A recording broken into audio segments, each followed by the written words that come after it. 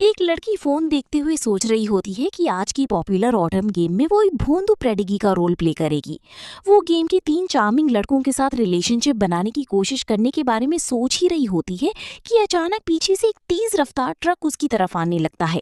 लड़की सोचती है कि वो गेम में अपनी फेवरेट थीफ को ही चुनेगी क्योंकि वो बिल्कुल उसकी तरह दिखती है। वो चाहती है कि उसका रीइंकार्नेशन एक सक्सेसर थीफ के रूप में हो ताकि वो शांति से जी सके। लेकिन गेम की मेन एमएल और एफएल उसके लिए क्यों लड़ रहे हैं? पैलेस में 2 आदमी खड़े हैं और लड़की से बंधक को छोड़ने की मांग कर रहे हैं जिसकी गर्दन पर उसने चाकू रखा हुआ है। लड़की गुस्से में है जबकि बंधक विनती करती है कि उसे नुकसान ना पहुंचाया जाए क्योंकि उसे पेनी की बहन पर भरोसा है।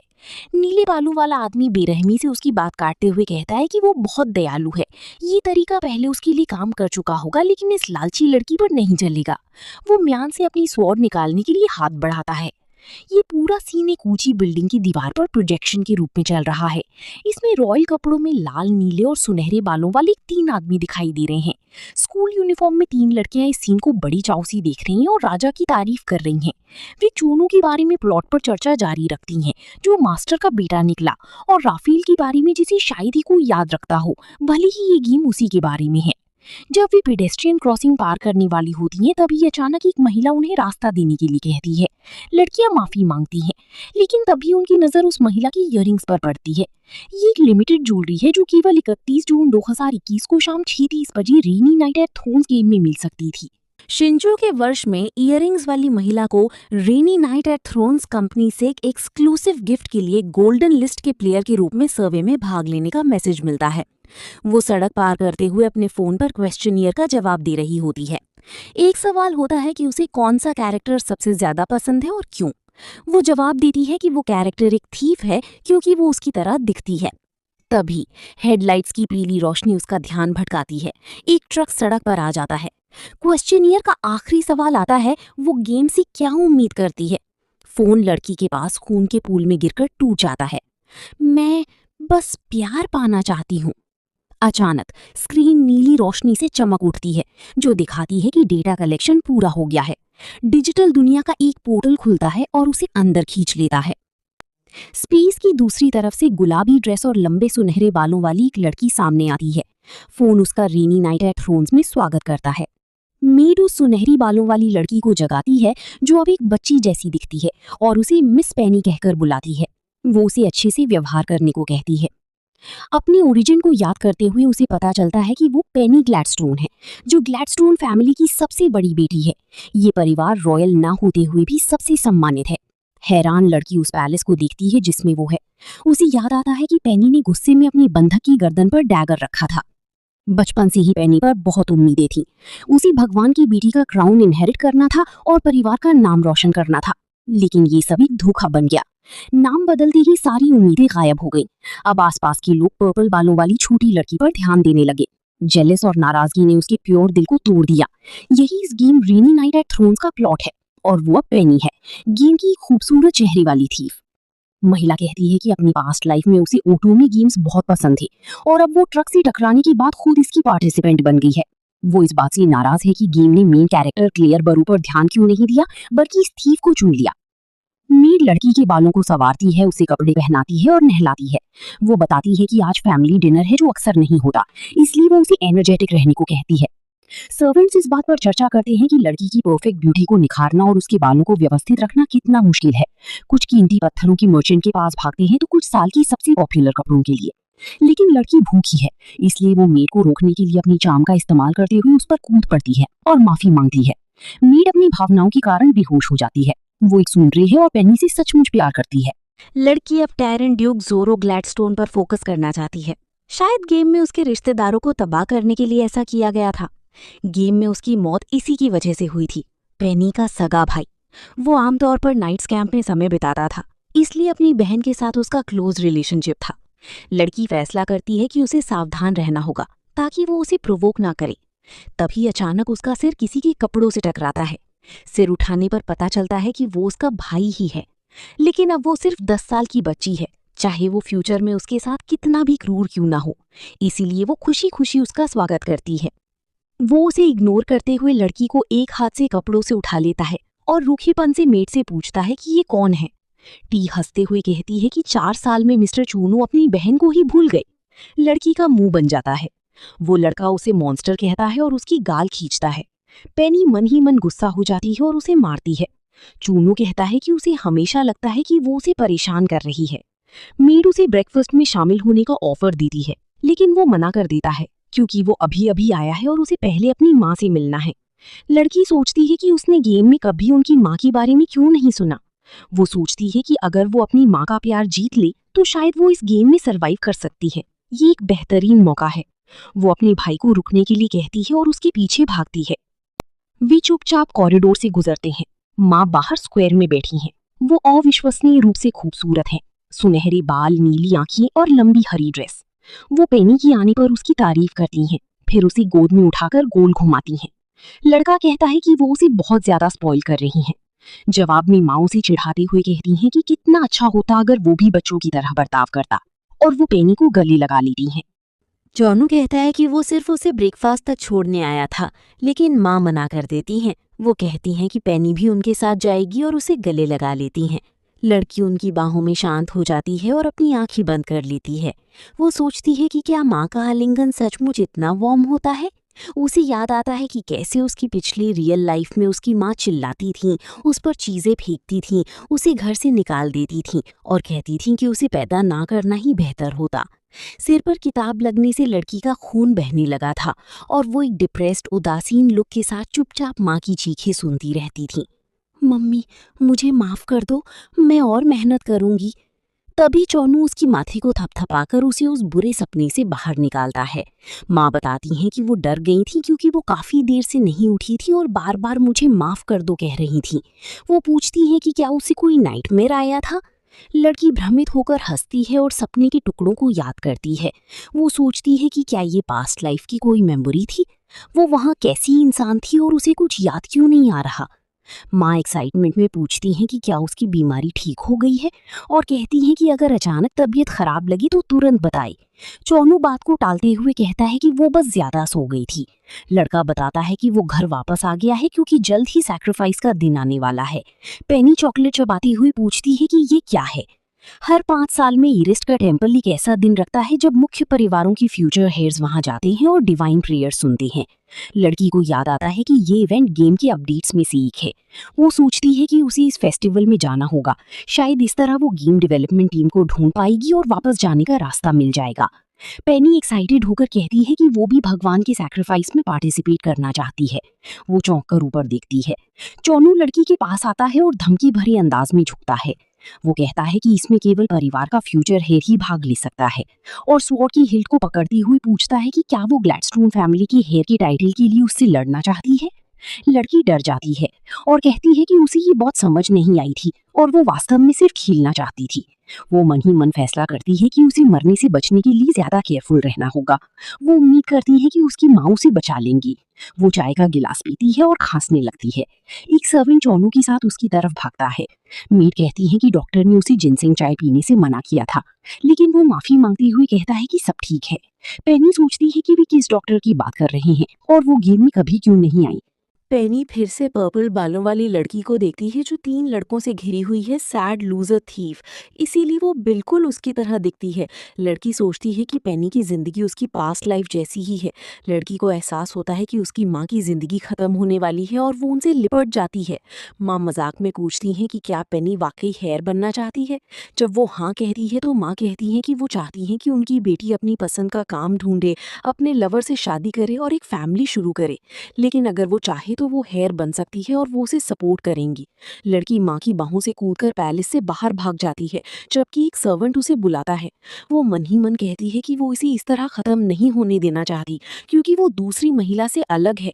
वो धीरे से अपने बालों को सहलाती है और वो 1 साल में मर जाएगी। लड़की चिल्लाती है कि वो ऐसा अंत नहीं चाहती। पेनी बाहर भाग रही होती है कि अचानक ही कैरू उसकी गाल को छूकर निकल जाता है। वो भागकर ट्रेनिंग ग्राउंड में पहुंचती है। लाल बालों वाला एक लड़का हाथ में बो लिए और उसके पीछे आर्चर्स उसे चौंक कर देखते हैं, लेकिन पेनी उन्हें कॉन्फिडेंट मैच्योर लुक देती है। वो ऐसे अंत को रोकने का इरादा रखती है। लड़की की गाल पर एक लाल कट दिखाई दे रहा है। स्नाइपर टीम पेनी की तरफ भागती है ताकि ये पक्का किया जा सके कि वो ठीक है। उनमें से एक लड़का ठहर जाता है।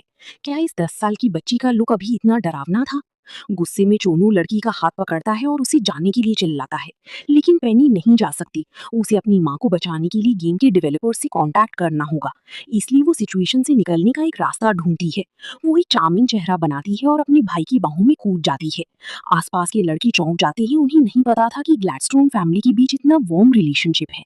चोनू परेशान हो जाता है, पेनी को कॉलर से पकड़ता है और उसी फेंस की पार फेंकती हुई कहता है कि यहाँ बहुत डेंजरस है, उसे अब यहाँ नहीं आना चाहिए। लड़की खुश है, चोनू उस पर उतना गुस्सा नहीं है जितना गेम में था, इसलिए वो एक अच्छा इंप्रेशन बना पाएगी। अगले ही दिन वो अपने भाई के पीछे पीछे हर जगह जाती है, उसकी सेवा करने की कोशिश करती है। वो कुकीज, पानी लाती है और लगातार उसके पास चक्कर काटती है। ये बिहेवियर लड़की को परेशान करता है, बच्चे के लिए ये बहुत डेंजरस है। इसी बीच पेनी फर्स्ट एड किट लेकर खुशी खुशी उसकी तरफ भागती है। तभी अचानक ट्रेनिंग कर रहे मैजिशियंस में से एक सीधी उसकी डायरेक्शन में पर्पल मैजिक की एक लेयर छोड़ देता है। चोनू उन्हें वार्न करने के लिए चिल्लाता है। वो पेनी को पकड़ता है और अपने हाथों से नीली चमक निकालते हुए उसे उस पर्पल लेयर से कवर कर लेता है। ट्रेनिंग ग्राउंड में एक जोरदार ब्लास्ट होता है।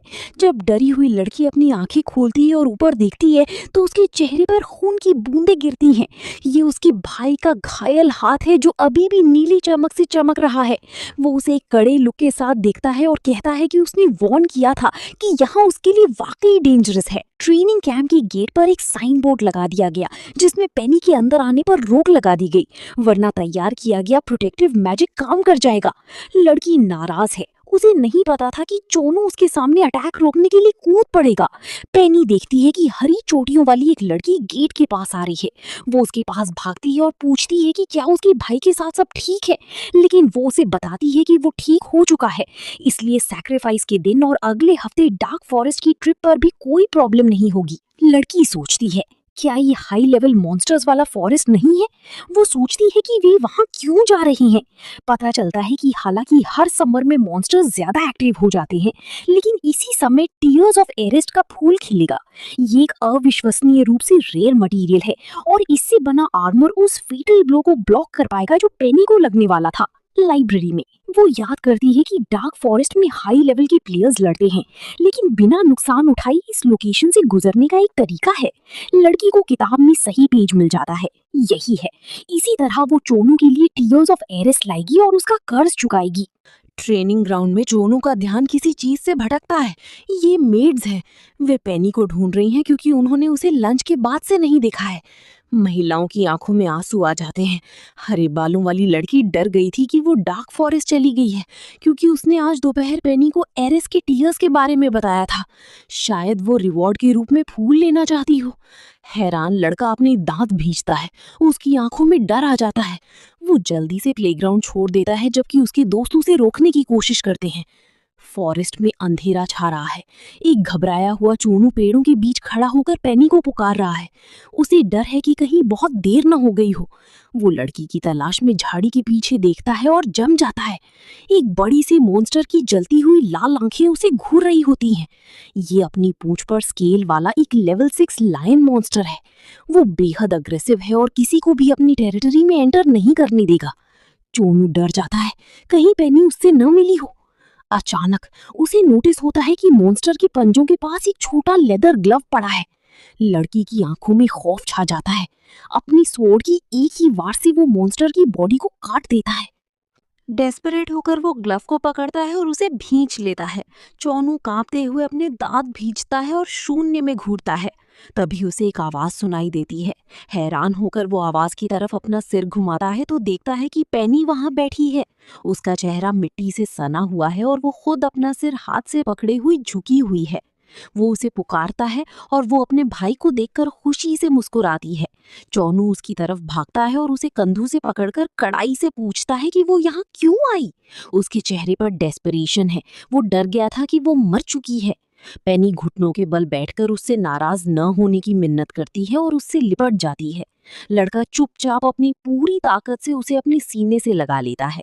इस पल लड़की को एक अजीब सा एहसास होता है, जैसे उसे कोई कोल्ड चोनू नहीं बल्कि कोई और संभाल रहा हो। वो अपनी बहन को खोने से डर गया था।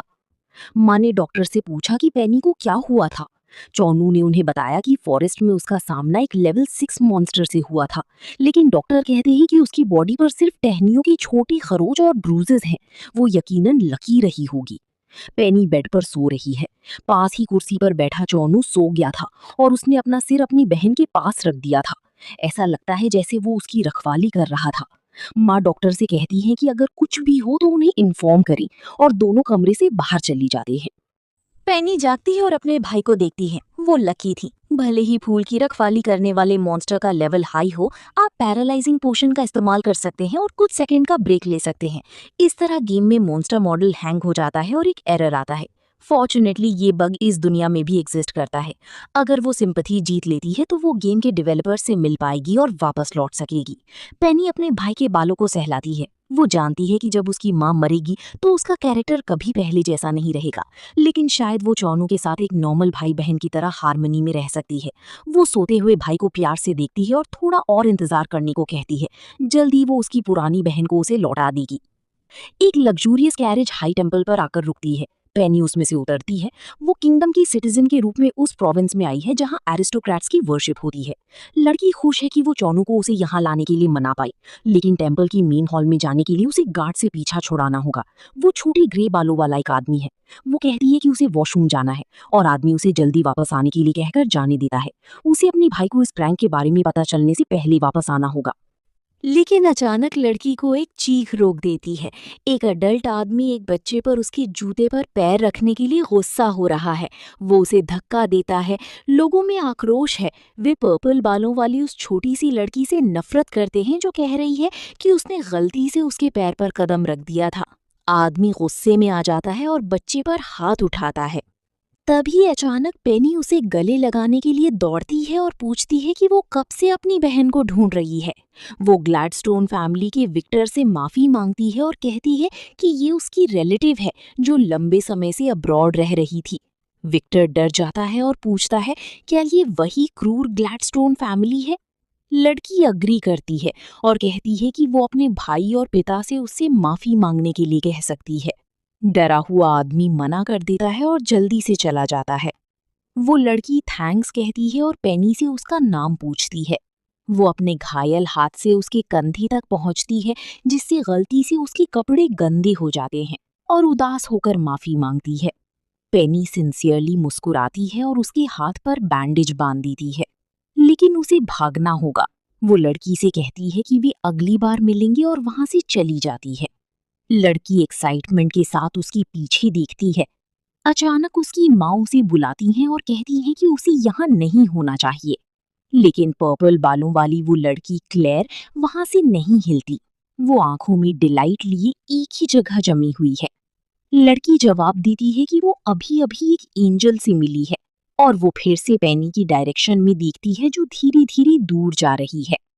पेनी टेम्पल में एंटर करने के लिए कगार पर चढ़ने की कोशिश करती है, लेकिन गलती से उसका पैर किसी के सिर पर लग जाता है। वो नीले बालों वाला एक लड़का है। वो ईविल नहीं दिखता, बल्कि वो लड़की को पकड़कर अपनी बाहों में खींच लेता है और कहता है कि वो एक किटन जैसी दिखती है। ये डायलन हिल है। पेनी चौंक जाती है। कैनन एम्पायर लैंग का इकलौता क्राउन प्रिंस। वो एक थंडरबोल्ट का मालिक है, एक ऑफिशियल है और चोजन लोगों में से एक है। असल में वो एक सीक्रेट रेवोल्यूशनरी ऑर्गेनाइजेशन का लीडर है और ऑर्डिनरी लोगों के राइट्स के लिए नोबिलिटी से लड़ता है। उसने एक स्मार्ट और टफ कैरेक्टर के साथ काम किया था और उससे अटैच्ड फील करता था। पेनी कंफ्यूज्ड है। ये कैरेक्टर तो गेम में आया भी नहीं था, ये कैसे हुआ? उसे पुकारा जाता है। पेनी उसकी गोद से उठती है। वो एम्बैरेस्ड है, झुकती है और अपनी रूडनेस के लिए उससे माफी मांगती है। डायलन उसका हाथ पकड़ता है और उसे अपने चेहरे के पास लाकर पेनी का हाथ चूम लेता है। वो कहता है कि उसे उम्मीद है कि ये उनकी आखिरी मुलाकात नहीं है। जब वो उसकी तरफ देखकर मुस्कुराता है और चला जाता है तो लड़की ब्लश करने लगती है। सर्वेंट लड़के से पूछता है कि वो किससे बात कर रहा था। वो मुस्कुराता है। लड़की शर्म से लाल हो जाती है और सोचती है कि वो कितना हैंडसम है। वो निश्चित रूप से किंग की मैजेस्टी के टाइटल के लायक है। पेनी अपनी उंगली पर अपने बालों को घुमाती है। शायद उसका कैरेक्टर उसे पसंद करने लगे, वो सोचती है। लड़की को गेम में उनकी मिलने के मोमेंट्स याद आते हैं। उसकी इमेजिनेशन में एक शॉट आता है जब एक अडल्ट डायलन पैलेस में खड़ा है और उसके बगल में पर्पल बालों वाली लड़की है, स्टोरी की मेन कैरेक्टर। पेनी भीड़ के सिर के ऊपर से नीचे उनकी तरफ देखती है। उसका हाथ मुट्ठी में बंधा हुआ है। वे वाइट कपड़ों में हैं और शादी कर रहे हैं। लड़की अपने गालों पर थप्पड़ मारती है और चिल्लाती है कि उसे यहाँ से बाहर निकलने का रास्ता ढूंढना होगा। झाड़ियों से होने वाले शोर पर गार्ड वापस आता है। वो पेनी को पकड़ लेता है और पूछता है कि वो रिस्ट्रिक्टेड एरिया में क्या कर रही है। लेकिन तभी उसकी आंखों के सामने डिवाइन ब्यूटी वाली एक लड़की आती है। लंबे सफेद बाल और अंबर आंखें, गोल्ड रिबन वाली एक वाइट ड्रेस उसकी पीछे पंखों की तरह लहरा रही है, जो एक रेडिएंट ऑरा बना रही है। उसके बगल का गार्ड तुरंत झुक जाता है और उसे सेंट कहकर बुलाता है। लड़की कहती है कि पेनी उसकी गेस्ट है और उसे एम्बैरेस नहीं करना चाहिए। आदमी माफी मांगता है और गेट की रखवाली के लिए भाग जाता है। इस तरह पेनी टेम्पल के अंदर पहुंच जाती है। दीवारों पर उत्तम कीमती डेकोरेशन है और ठीक सेंटर में लंबे सफेद बालों और हाथों में फूल लिए एक लड़की का आइकॉन है। लड़की एक गिल्टी चेहरा बनाती है और माफी मांगती है। अचानक वो पेनी के सामने घुटनों के बल गिर पड़ती है, उसे बिग ब्रदर कहती है और उससे माफी की भीख मांगने लगती है। पेनी कंफ्यूजन में लड़की को देखती है। वो गुस्सा हो जाती है और उसे छोड़ने की डिमांड करती है, लेकिन लड़की अपने हाथों से उसके पैर को पकड़ लेती है और उसकी बात सुनने के लिए कहती है। आखिरकार वो अपने चेहरे से एक आंसू पोंछती है और उठ खड़ी होती है। इस तरह पेनी उस लड़की को दोबारा देख पाती है। अंबर आंखें और गोल्ड ज्वेलरी का कॉम्बिनेशन, उसके सिर पर छोटे लिली के फूल सावधानी से बिखरे हुए हैं, जो उसके बालों के ठंडे वाइट ब्लू कलर को शेड दे रहे हैं। उसकी कान एक मिथिकल क्रीचर की तरह नीचे झुके हैं। लड़की गेम डेवलपमेंट टीम की महिलाओं के बारे में सोचता है और मानती है कि ये वास्तव में बहुत अट्रैक्टिव हैं। जलती हुई आंखों के साथ वो इस कंक्लूजन पर पहुंचती है कि ये जरूर मिसेस मिवा नुजोमी होंगी। लेकिन लड़की डिनाई करती है। वो डेवलपमेंट टीम का एक आदमी निकलता है, जिनसन। एक प्राउड चेहरे के साथ वो एक्सप्लेन करता है कि उसने यूसी से उसके लिए ऐसा कैरेक्टर ड्रॉ करने की काफी मिन्नतें की थी।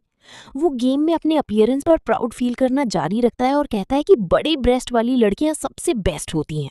तभी पेनी पीछे से आती है और गुस्से वाले चेहरे के साथ एक वाइट टेप से उसका गला घोटने की कोशिश करती है। वो धमकी देती है कि अगर उसने अपना मुंह बंद नहीं किया तो वो उसे मार डालेगी। अचानक लड़की की आंखों में क्लैरिटी वापस आती है। वो रुकती है और जल्दबाजी में माफी मांगती है, कंफ्यूजन में एक्सप्लेन करते हुए कि जब वो डेवलपर शब्द सुनती है तो वो गुस्से से भर जाती है और उसमें मारने की अर्ज पैदा हो जाती है। डर से अभिभूत होकर लड़का चुपचाप उसका एक्सप्लेनेशन सुनता है। आखिरकार पेनी उसके ऊपर मंडराती है, उसका चेहरा धमकी भरा है। वो पूछती है कि ये किस तरह की सिचुएशन है और आगे क्या होने वाला है। और ज्यादा खौफजदा होकर डेवलपर पीछे हट जाता है और जल्दी से उसे अश्योर करता है कि वो सब कुछ एक्सप्लेन कर देगा। कई घंटों के एक्सप्लेनेशन के बाद पेनी इस कंक्लूजन पर पहुंचती है कि होलोग्राफिक वीआर गेम्स के मार्केट को एक्सपैंड करने के लिए उसे एक सिंगल कॉन्फिडेंशियल बीटा दिया गया था, लेकिन डेवलपमेंट प्रोसेस में ग्लिच आ गया। गिल्टी फील करते हुए डेवलपर दोहराता है कि समर हॉलीडेज के दौरान समय बर्बाद होने के कारण सभी डेवलपर्स को 3 महीने से अधिक समय तक ओवरटाइम काम करना पड़ा था, लेकिन ओवरटाइम बोनस का पेमेंट एप्लीकेशन सबमिट होने तक डिले हो गया था। इसकी वजह से प्रोग्रामर्स ने उसी मोमेंट पर गेम सर्वर्स की होस्टिंग में पेनिट्रेट कर दिया जब लड़की अचानक गेम में शामिल हुई थी, यानी उस मोमेंट पर जब वो वैसी बन गई जैसी वो अब है, एक मैजिकल रियलिटी की तरह। कंप्यूटर कैलकुलेशंस और सिस्टम्स का एक नीला ऑरा उस नीले बालों वाले कैरेक्टर की चारों ओर दिखाई देता है। डेवलपर एक्सप्लेन करता है कि वे स्पेसिफिक रीजंस को लेकर श्योर नहीं है। डेवलपर आगे समझाते हुए कहता है कि उन्हें एक बात तो पक्के तौर पर पता है, स्कीम में वो जो रेड एलिमेंट्स ड्रॉ करता है उसकी वजह से ये गेम वर्ल्ड अब पूरी तरह अनकंट्रोलेबल हो चुका है। इसमें एक पोर्टल दिखाई दिया था जिसमें वो स्कीमेटिक के रेड फ्लिकर्स के साथ खेलते हुए एक्सीडेंटली गिर गई थी। वो समझाता है कि गेम स्पेस में ऐसी चीजें अपने आप नहीं हो सकती। वो पेनी से पूछता है कि जब उसे इनवाइट कोड मिला था तब क्या उसने सिस्टम से कोई विश मांगी थी। पेनी काफी कंफ्यूज दिखती है। उसके चारों ओर नीली स्कीम्स घूमने लगती हैं जो धीरे धीरे रेड में बदलने लगती हैं। वो अपना सिर पकड़ लेती है, उसे कुछ याद नहीं आ रहा। लड़का इस जवाब से हैरान है। पेनी बताती है कि जब से उसने इस गेम वर्ल्ड में एंटर किया है वो अपनी सारी मेमोरीज खो चुकी हैं। हालांकि एक मॉडर्न इंसान के तौर पर उसका कॉमन सेंस और गेम का एक्सपीरियंस अभी भी उसके पास है, पर वो कौन थी और आसपास के लोगों के साथ उसके क्या रिश्ते थे, ये सब उसकी यादों से मिट चुका है। लड़का कुछ सोचने लगता है, उसके चेहरे पर उदासी का साया मंडराने लगता है। थोड़ी खामोशी के बाद वो अपनी थ्योरी बताता है। ये दुनिया सिर्फ तुम्हारे लिए ही क्रिएट की गई है, और अगर तुम यहाँ गेम में अपनी पास्ट लाइफ की मेमोरीज खो चुकी हो तो उन्हें याद करने का सिर्फ एक ही मौका होगा, और वो एक ऐसी मेमोरी होगी जिसके बारे में तुम सोचना नहीं चाहती, लेकिन वो तुम्हें हर वक्त परेशान करती रहती है। डेवलपर वादा करता है कि वो लड़की को गेम से बाहर निकालने का रास्ता जरूर ढूंढेगा, लेकिन जब तक उसे कोई रास्ता नहीं मिल जाता तब तक वो अपना ख्याल रखी। वो गेम के होलोग्राफिक ग्राफिक्स दिखाता है और कहता है कि गेम का सेकेंड हाफ उसके बिना पूरा नहीं हो पाएगा। पेनी चिढ़ जाती है। वो अपना हाथ आगे बढ़ाती है और कॉन्फिडेंस के साथ डिमांड करती है कि वो उसे डिवाइन पावर दे, क्योंकि वो किसी को बचाना चाहती है। डेवलपर पूछता है कि क्या वो कोई गेम कैरेक्टर है।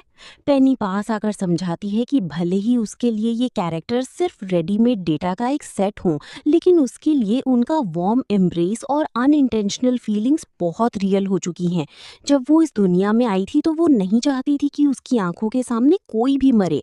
चेहरे पर पूरा कॉन्फिडेंस लिए वो अपनी मुट्ठी को अपनी छाती पर दबाती है और कहती है कि वो उनकी मदद करना चाहती है, चाहे इसके लिए उसे कोई भी कीमत क्यों ना चुकानी पड़े। डेवलपर कुछ सेकंड के लिए उसे देखता है और उसके चेहरे पर एक मुस्कान आ जाती है।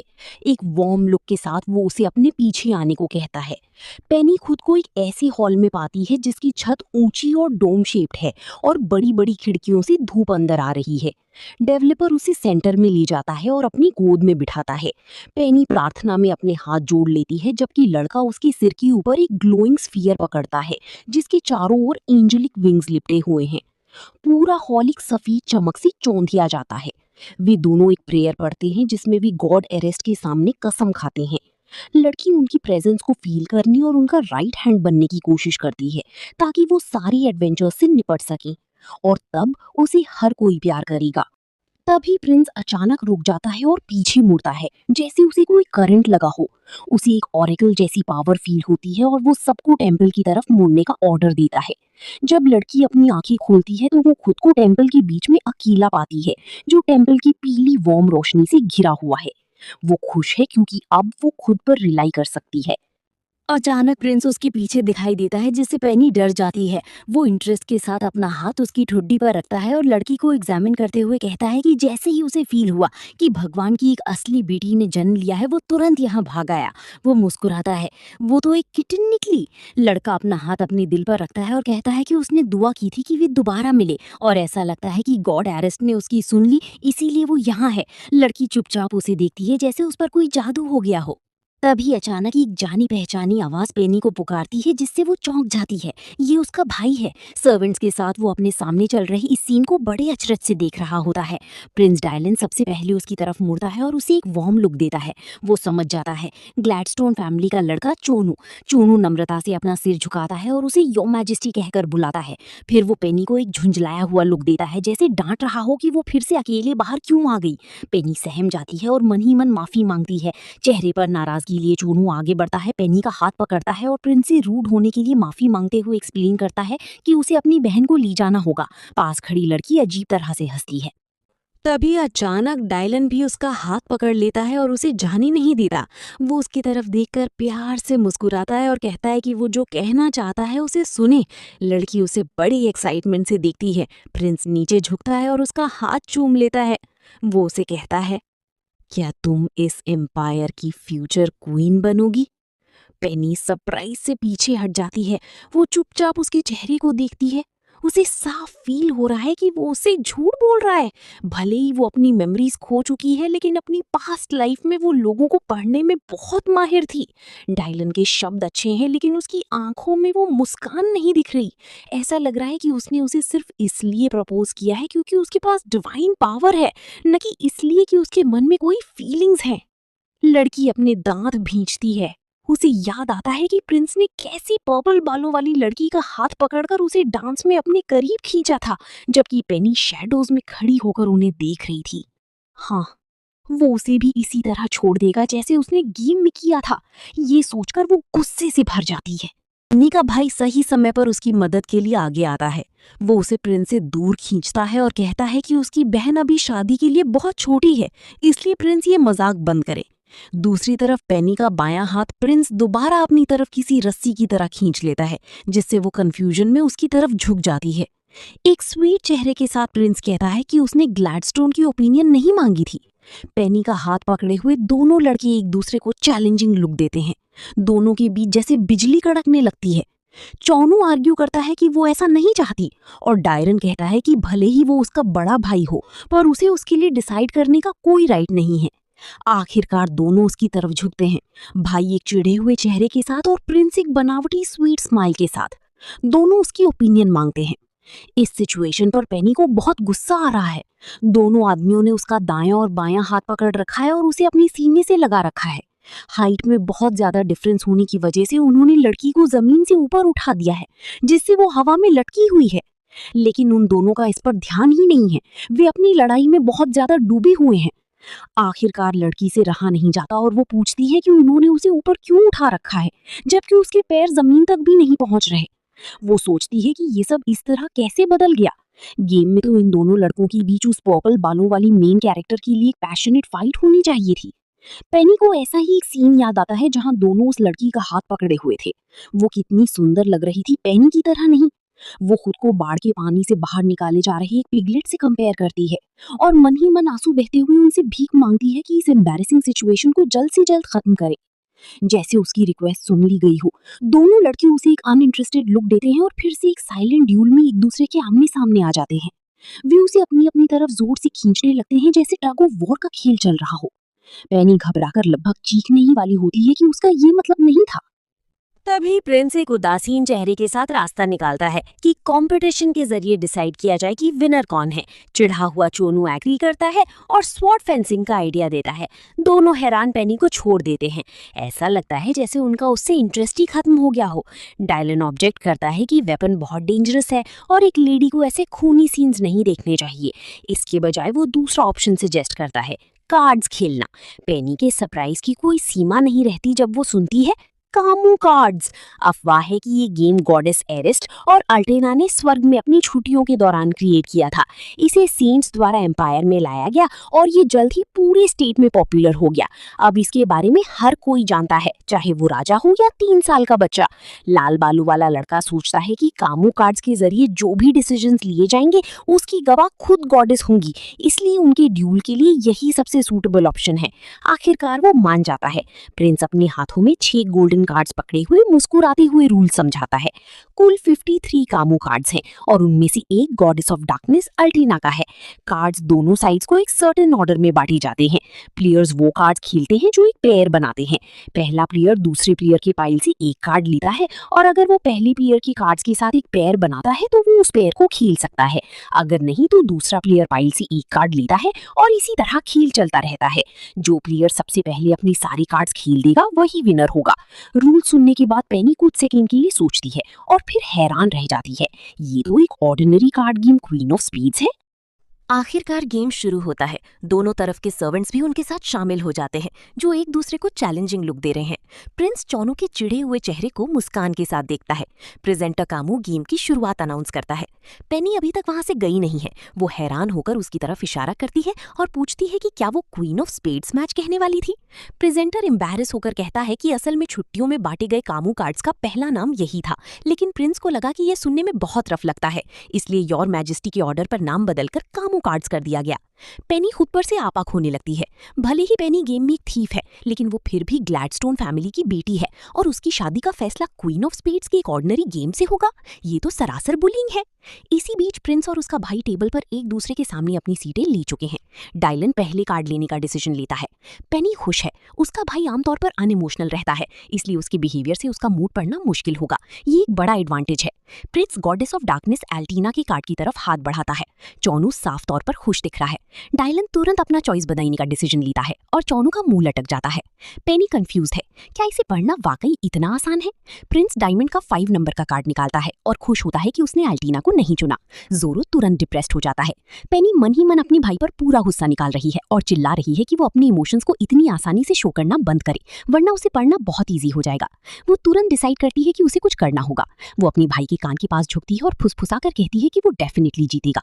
वो अपनी पूरी चार्म, स्माइल और बड़ी चमकती आंखों का इस्तेमाल करती है। ये चौनू को तुरंत मोटिवेट कर देता है। उसकी आंखें जंग के लिए तैयार होकर चमक उठती हैं। पेनी उसके पीछे खड़ी होकर उसे सपोर्ट करना जारी रखती है। लड़की खुश है। जब वो इतना खुश है तो प्रिंस यकीनन उसका मूड नहीं पढ़ पाएगा।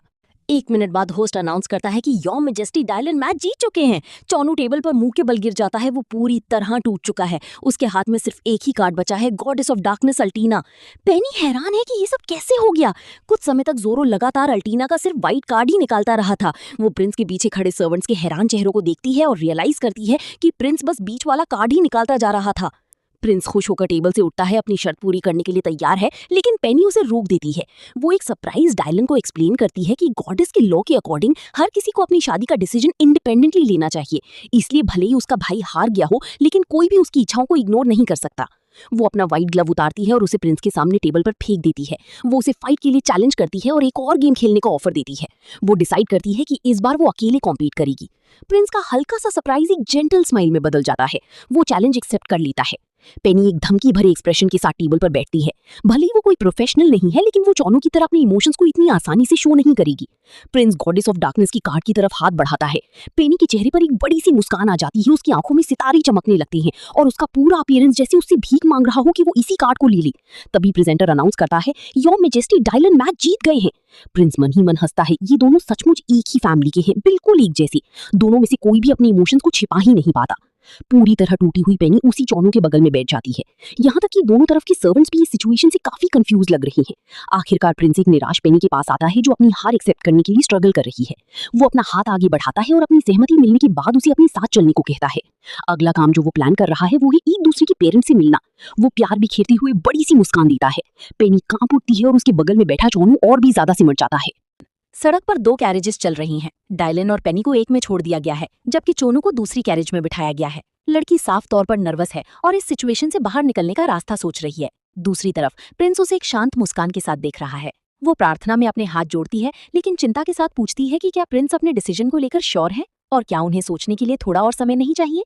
आखिर वे अभी अभी तो मिले हैं। लेकिन प्रिंस अच्छी मूड में जवाब देता है कि ये बिल्कुल भी कोई प्रॉब्लम नहीं है, क्योंकि एरिस्टोक्रेसी में पार्टनर्स अक्सर शादी से पहले एक दूसरे को शायद ही कभी देखते हैं, इसलिए इस बारे में चिंता करने की कोई जरूरत नहीं है। पेनी उसे फिर से समझाने की कोशिश करती है कि वो अभी बहुत छोटी है, लेकिन प्रिंस तुरंत इसे रिजेक्ट करते हुए कहता है कि वे अभी सिर्फ एंगेजमेंट कर सकते हैं। लड़की आगे कहती है कि उसे अभी भी अपने पेरेंट्स से परमिशन लेनी होगी, जो कि बहुत मुश्किल है। प्रिंस हंसता है और पूछता है कि क्या वे अभी उन्हीं के पास ग्लैडस्टोन पैलेस नहीं जा रहे हैं। आखिरकार लड़की से रहा नहीं जाता। वो चिल्लाती है, मुझे आप बिल्कुल भी पसंद नहीं है।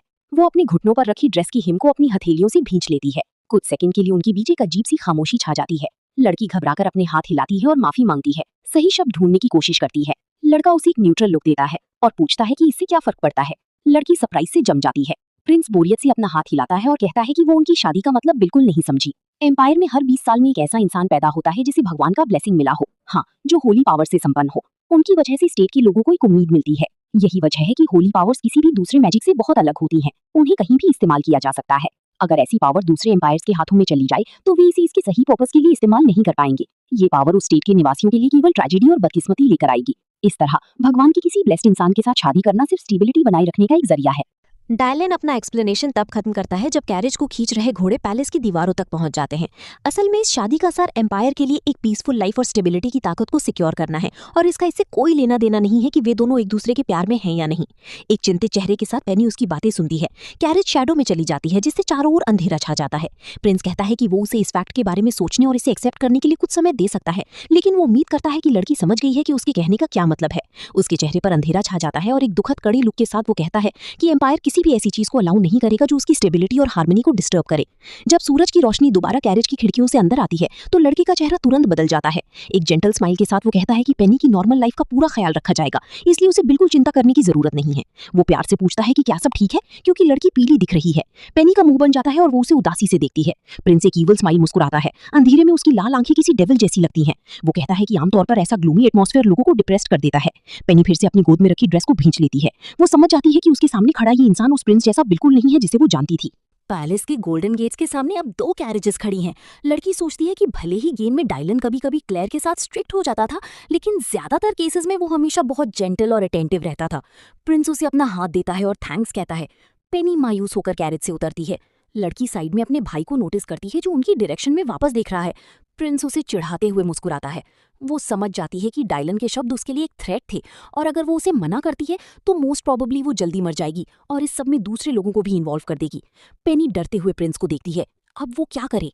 अब वे तीनों स्क्वायर के बीच एक चौड़ी सड़क से होते हुए पैलेस की तरफ जाते हैं। चोनू आगे आगे चल रहा है। डायलन कहता है कि वो असल में ड्यूक को 2 साल से जानता है, लेकिन उनके पैलेस में उसकी ये पहली विजिट है। पेनी को सरप्राइज होता है कि वो उसके पिता को जानता है। असल में वो खुद अभी तक उनसे नहीं मिली हैं। प्रिंस सिंसियरली मुस्कुराता है और कहता है कि उसके पिता असल में एक तरह से उसके मेंटर हैं और उसने हमेशा उनसे सुना है कि मिसेस ग्लैडस्टोन एक बहुत ही एलिगेंट और खूबसूरत महिला हैं। वो उम्मीद करता है कि इस तरह अचानक आना बहुत रूड नहीं लगा होगा। तभी चौनी अपनी माँ को पुकारता है। जब वो उन्हें आगे देखता है, वे उनसे मिलकर सरप्राइज दिखती हैं। उनके हाथों में एक फावड़ा है जो उनकी लंबी हरी ड्रेस से बिल्कुल मैच नहीं कर रहा, और वे पास की जमीन में कुछ खोद रही हैं। एक मायूस सर्वेंट हाथ में ट्रे पकड़े खड़ा है। पेनी अपना सिर पकड़कर सिसकने लगती है। वो एक गंदी रंग की लिक्विड का एक चम्मच खाने की कोशिश करती है, जिससे एक डरावना डार्क ऑरा निकल रहा है। लड़की चिल्लाती है कि इसकी स्मेल बहुत भयानक है और टेस्ट तो उससे भी बदतर है। चोनू गुस्सा हो जाता है और उससे कहता है कि खाना बर्बाद ना करे। वो अपनी माँ की तरफ मुड़ता है और पूछता है कि क्या वे उनकी जाने के बाद इस डिश को दफनाने जा रही थी। पूरी फैमिली टेबल पर बैठी है। डिप्रेस्ड माउस लिक्विड को पीने की कोशिश कर रही हैं और एम्बैरेस्ड मेड पॉट से खाने की एक और प्लेट परोस रही हैं। वो महिला एक्सक्यूज बनाने की कोशिश करती हैं और कहती है कि वे बस थोड़ी क्लमजी हैं, जिस पर वो लड़का तुरंत उन्हें टोकता है। तो फिर उन्होंने ये जानने के बाद भी कोशिश क्यों की कि वे कितनी क्लमजी हैं? माँ अपनी आंखों में आंसू लिए बुदबुदाती हैं कि आज उन्होंने काउंटेस के घर पर चाय पी थी और वहां सभी महिलाएं प्राउडली बता रही थीं कि वे अपने बच्चों के लिए क्या क्या बना रही हैं। स्कार्फ, गुडीज, ज्वेलरी, वो सब कितना हैप्पी और हार्मोनियस लग रहा था, इसीलिए वे भी ऐसा ही चाहती थी। वे एक रुमाल से अपने आंसू पोंछती हैं और एक्सप्लेन करती हैं कि जोरो चोनू अक्सर घर नहीं आता, इसीलिए वे उसे अपना मदरली लव दिखाना चाहती थी। इस पर लड़का उस डेंजरस खाने की प्लेट को दूर धकेलते हुए कहता है कि उनके लिए खाना ना बनाना ही मदरली लव का सबसे बेस्ट मैनिफेस्टेशन होगा। महिला अपसेट हो जाती हैं और कहती हैं कि उनका बेटा अब उनसे प्यार ही नहीं करता। इस पूरे सीन को पेनी चुपचाप प्रिंस के साथ देख रही होती है। लड़की उससे पूछती है कि उस एलिगेंट और खूबसूरत मिसेस ग्लैडस्टोन के बारे में उसका क्या सोचना है, जिनके बारे में उनके पिता ने उसे बताया था। उनसे मिलने के बाद नर्वस होने की वजह से डायलन पूरा पसीने पसीने हो जाता है। वो लड़का लड़की की तरफ मुड़ता है और उसे देखकर सिर्फ एक वार्म स्माइल देता है, जैसे किसी जोक का रिस्पॉन्स दे रहा हो। पेनी समझ जाती है, वो सिर्फ जवाब देने से बचने के लिए मुस्कुराया था। वो खुद से कहती है कि ये बहुत हिपोक्रिटिकल है। तभी लड़की को उसकी माँ बुलाती है। वो तुरंत एक बड़ी सी चमकदार मुस्कान के साथ उनकी तरफ मुड़ती है और पूछती है कि क्या बात है। प्रिंस पीछे से उसे एक चिढ़ा हुआ लुक देता है, जैसे कह रहा हो कि वो खुद भी उतनी ही बड़ी हिपोक्रेट है। माँ प्यार से मुस्कुराती हैं और डायलन के सिर को थपथपाती हैं। उन्होंने उसे पहचाना नहीं, बल्कि सोचा कि पेनी अपनी किसी फ्रेंड को साथ लाई है। उसे क्यूट कहते हुए वे पूछती है कि उसका नाम क्या है। प्रिंस अपना इंट्रोडक्शन देता है, वो डायलन डेयर है। अपने कानों पर यकीन ना होने के कारण महिला एक पल के लिए जम जाती हैं और कांपती आवाज में पूछती हैं कि क्या ये सचमुच वही है। डायलन दोबारा उनका वेलकम करता है। पेनी एक अजीब सिचुएशन में फंस जाती है जब उसे लगता है कि अब बहुत हो गया, और वो बताती है कि ये प्रिंस है। माँ एक ही जगह फ्रीज हो जाती हैं। उनकी आत्मा जैसे उनके शरीर से बाहर निकल गई हो। उन्होंने अभी अभी प्रिंस को क्यूट कहा था और उनके सिर को एक पिल्ले की तरह थपथपाया था। पेनी घबराकर अपने हाथ हिलाते हुए सिचुएशन एक्सप्लेन करने की कोशिश करती है कि वे एक हॉलिडे पर मिले थे, लेकिन इतने अच्छे दोस्त बन गए कि साथ वापस आ गए। लेकिन प्रिंस सीधे काम की बात पर आने का डिसाइड करता है। वो मुस्कुराता है और कुर्सी पर बैठी पेनी की माँ के सामने झुकता है, अपना हाथ अपने दिल पर रखता है और उनसे परमिशन मांगता है कि उसे और पेनी को शादी करने की इजाजत दी जाए। महिला सरप्राइज से पूछती है क्या। पीछे खड़ा चोनू फिर से चिढ़ने लगता है, पर अपनी नजरें उनसे हटा लेता है। डायलन शादी की बात को कंफर्म करता है और हैरान पेनी का हाथ पकड़कर उसे अपनी तरफ ऐसे खींचता है जैसे डांस कर रहे हों। वो कहता है कि वे सबसे परफेक्ट कपल होंगे जिसे खुद गॉडेस ऑफ फेट ने क्रिएट किया है। इस पर माँ अलार्मिंग सिचुएशन में कांप उठती हैं। वे शांत होकर मुस्कुराने की कोशिश करती हैं, लेकिन कहती हैं कि वे दोनों अभी शादी के लिए बहुत छोटे हैं और वे इस बारे में तब बात कर सकते हैं जब वे बड़े हो जाएंगे। पेनी खुशी खुशी अपनी माँ के पीछे छिप जाती है और प्रिंस की तरफ अपनी जीभ निकालती है। वो मन ही मन अपनी माँ की तारीफ करती है और उनसे कहती है कि उस न खाने लायक मिक्सचर वाले पॉट को इसके सिर पर पलट दे। लेकिन प्रिंस पीछे नहीं हटता। एक ग्रेशियस स्माइल के साथ वो उन पर ट्रस्ट करने को कहता है और कहता है कि ये एम्पायर की सबसे हैप्पी और सक्सेसफुल शादी होगी। वो एक्सप्लेन करता है कि पेनी ने अभी अभी डिवाइन विल को एक्सेप्ट किया है और उसे डिवाइन पावर मिली है, इसलिए अगर वो इंपीरियल फैमिली में एंटर करती है तो उसकी पावर का पूरा पोटेंशियल यूज किया जा सकेगा।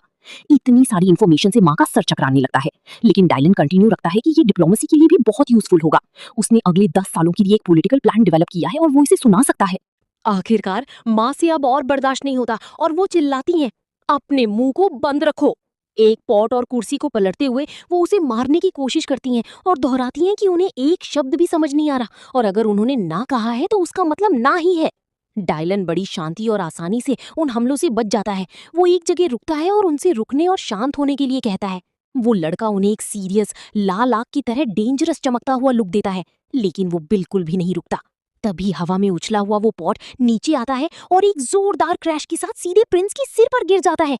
और वो ग्रीन मिक्सचर धीरे धीरे उस लड़के के बालों से नीचे बहने लगता है। प्रिंस के चेहरे पर ग्रीन मिक्सचर गिरते ही वहां खड़ी हर इंसान की हवा टाइट हो जाती है।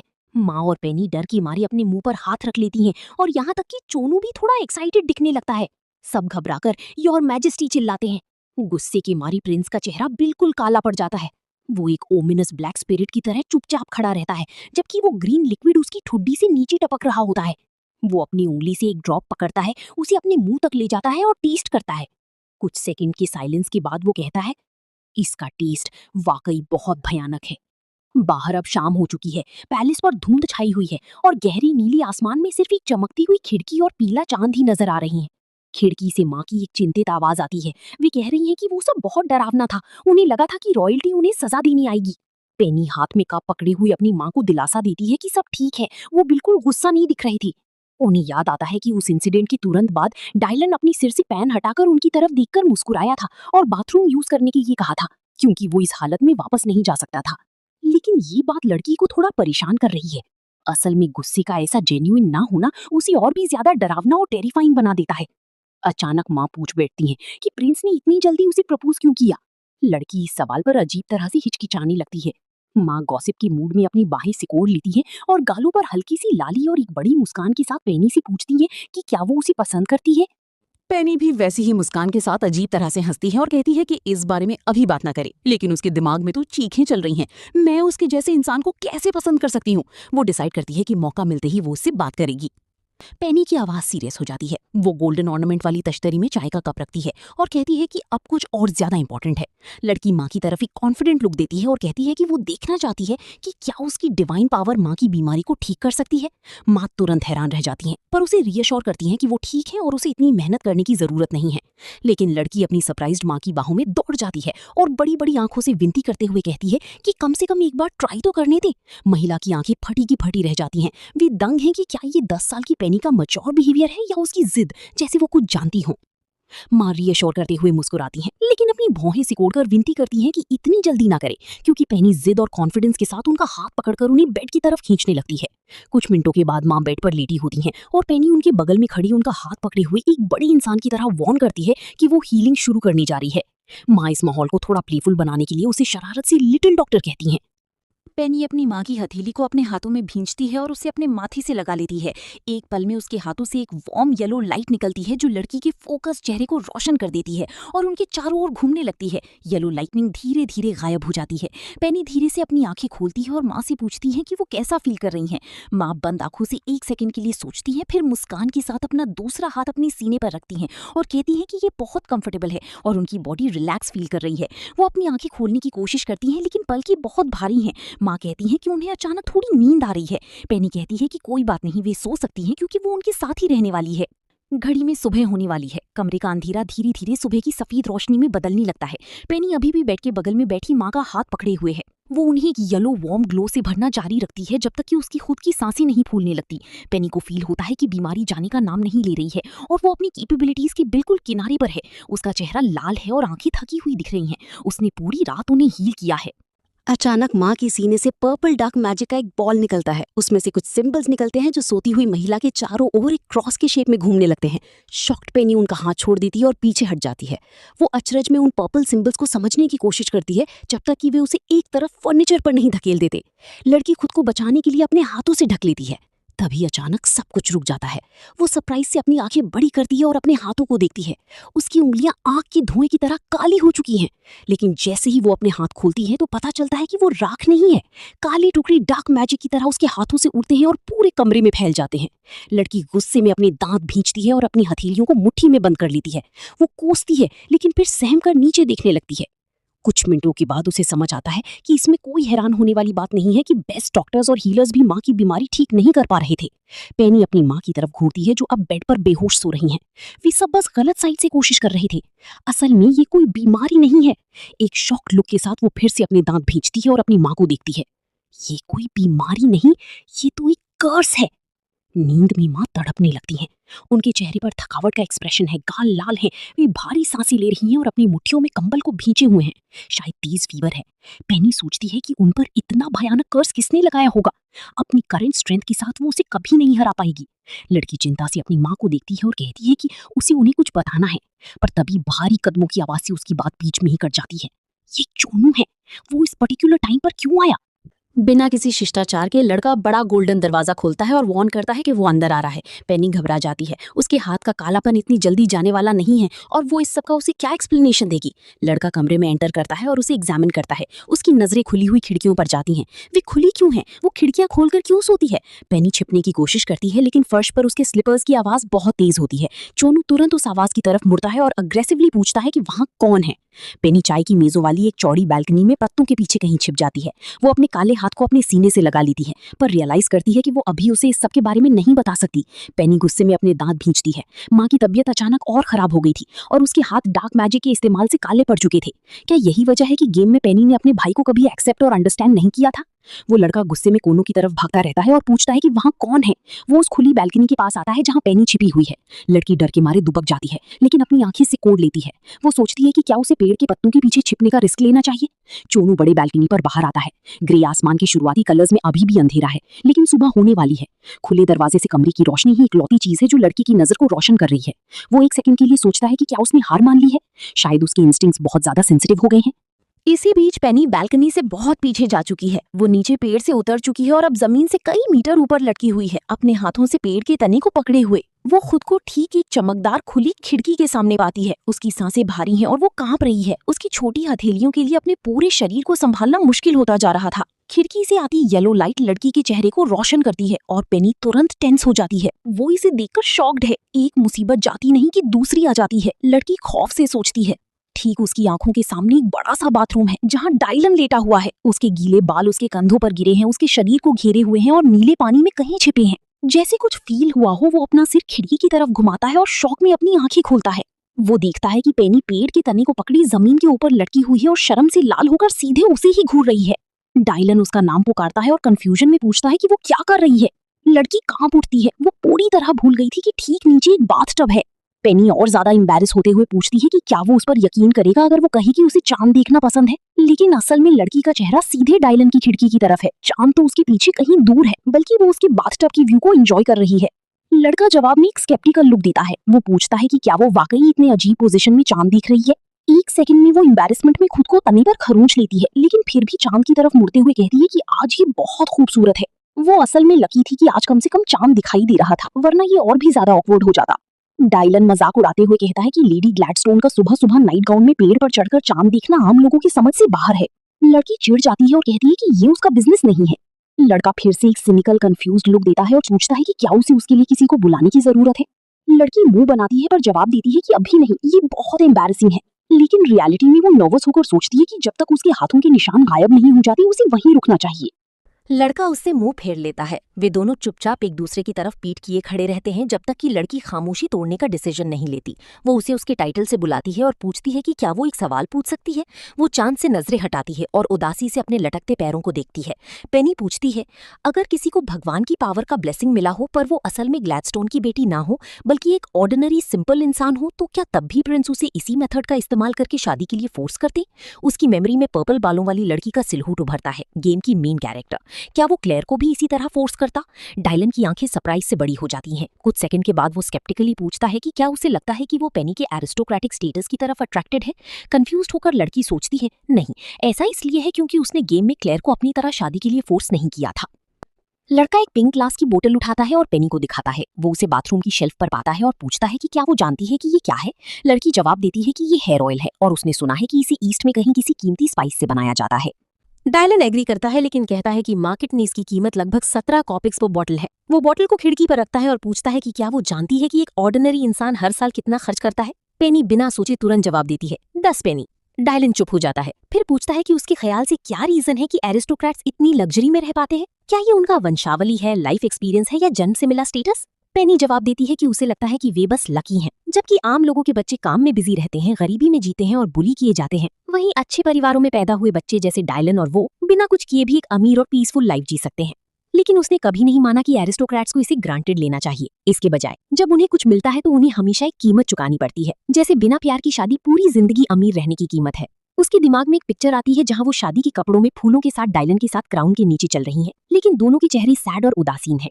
कुछ मिनटों के साइलेंस के बाद डायलन उससे पूछता है कि क्या वाकई इसे एक बुरा रिलेशनशिप कहा जाना चाहिए। वे दोनों एक दूसरे की आंखों में देखते हैं और पेनी इस अनएक्सपेक्टेड सवाल पर सोचने लगती है। अचानक वे बीच में ही रुक जाते हैं। चश्मा पहनी एक डरी हुई मेड जमीन से पेनी को चिल्लाकर पूछती है कि वो वहाँ क्या कर रही है। इसी बीच डायलन बाथटब से बाहर आता है और एक व्हाइट रोब पहन लेता है। वो कहता है कि जब तक इससे एम्पायर की रेप्यूटेशन को कोई नुकसान नहीं पहुंचता, वो शादी के बाद उसे कुछ भी करने से नहीं रोकेगा। मेड पहले से ही कंफ्यूज्ड है और आसपास के लोगों को बुलाकर हेल्प मांगने लगती है कि पेनी अभी भी पेड़ पर है। उसे इग्नोर करते हुए लड़का अपना रोब बांधता है और लड़की से कल जवाब देने से पहले ध्यान से सोचने के लिए कहता है। वो खिड़की पर अपना हाथ रखता है और लड़की की आंखों में देखते हुए कहता है कि उसे उम्मीद है कि वो सही डिसीजन लेगी।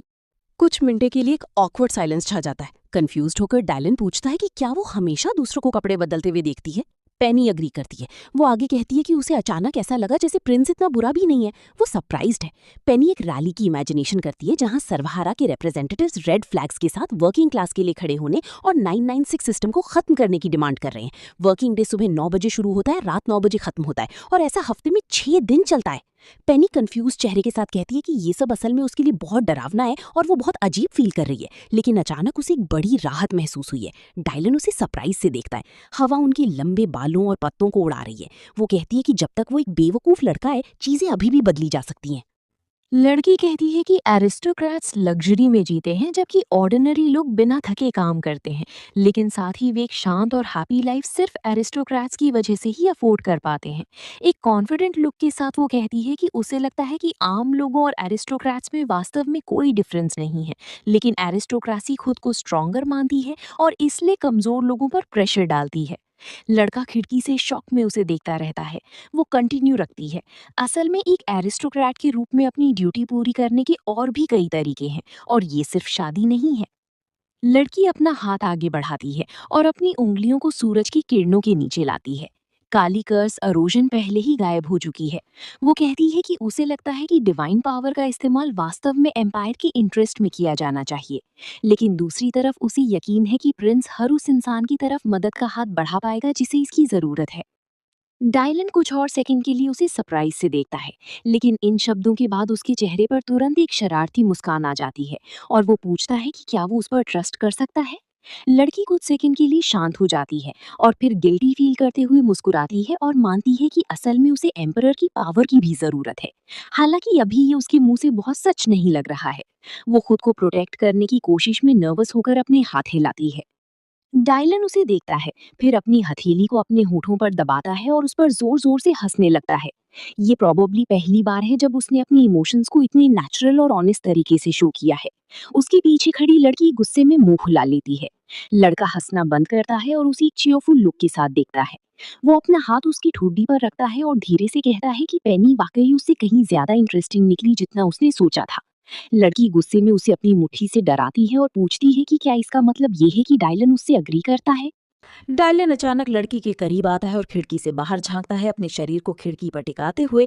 अपने दाएं हाथ से वो इंटरेस्ट के साथ अपनी ठुड्डी को सपोर्ट करता है और सरप्राइज्ड पेनी की तरफ देखकर सिंसियरली मुस्कुराता है। अगर वो ऐसा ही चाहती है तो पेनी अपना हाथ उठाती है जैसे जवाब देने की परमिशन मांग रही हो और पूछती है कि अगर वे अब एलाइज हैं तो क्या वो कुछ कर सकती है।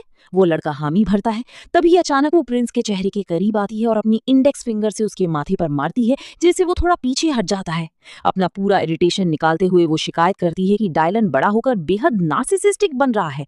वो लड़का जेन्युइनली दंग रह जाता है। वो चोट वाली जगह पर अपना हाथ रखता है। उसका एक्सप्रेशन हर्ट भी है और इरिटेटेड भी। इसने निश्चित रूप से उसे सरप्राइज कर दिया है। एम्पायर के हेयर के साथ पहले शायद ही किसी ने ऐसा किया हो। वो चिढ़कर पूछता है कि अभी ये क्या था। पेनी कहती है कि अगर वो ऐसा नहीं चाहता था तो उसे पहले ही मना कर देना चाहिए था। प्रिंस मुंह बनाते हुए उसे कहता है कि उस पर हंसना बंद करे। लड़की चिढ़कर अपने हाथ सिकोड़ लेती है और समझाती है कि अगर वो अपने थॉट्स और फीलिंग्स को क्लियरली एक्सप्रेस करना सीख जाएगा तो उसकी दूसरी साइड सामने आएगी।